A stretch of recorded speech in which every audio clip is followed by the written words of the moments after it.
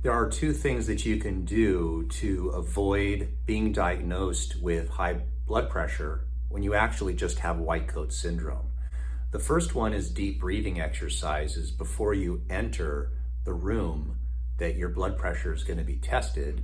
The second one are isometric exercises that you can do that would help calm your nervous system down and get your blood pressure to what your normal would be. Now, these are not hacks or tricks to try to pass the test, although they can be used for that. But the truth is that when you go into the doctor's office and they check your blood pressure, it's high because of nervousness, because of anxiety. They call it white coat syndrome back when doctors used to wear white coats. I don't know any doctor that wears a white coat anymore. Some do, usually in movies because they're, trying to impress you. So let's say you're in the waiting room for, 40 minutes after your appointment time. What you can do is just sit in the chair, sit upright, and here's what you're gonna do to try to calm yourself down. Is you breathe in through your nose, out through your mouth. Now, you can count how many times you're gonna do this.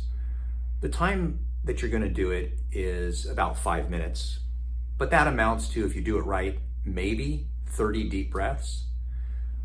So you just sit calmly, feet flat on the floor, and breathe in really deep, in through your nose, and then let the air out. Now, there are other things that you can do, like humming, but you don't want to be one of those weird people in a doctor's office, so don't do that. But this will be enough. Breathing in through the nose and out through the mouth in a very calm, relaxed way stimulates a gas inside your blood vessels called nitric oxide. And what this does is it helps relax and dilate the blood vessels so that when your heart is beating, the blood vessel is not so stiff that there's too much pressure. This usually affects the first number, which is the systolic number. Now, your body produces nitric oxide, not nitrous oxide. This isn't a movie called Fast and the Furious. People say that in the comments. They don't understand. It's nitric oxide, not nitrous oxide. So just be clear on that. If you feel comfortable, you can allow your belly to expand. If you don't, you can just inhale as deeply as you can through the chest and belly. It's totally up to you.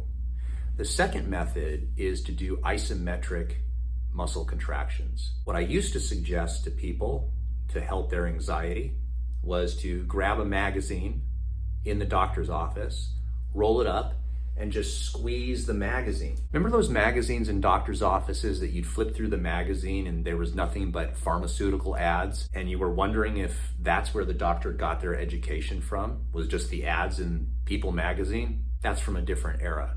These days, people don't have magazines in doctor's offices anymore because everybody's just sitting there on their phone. But what you can do is while you sit and take deep breaths, after you do that, you can use your arms.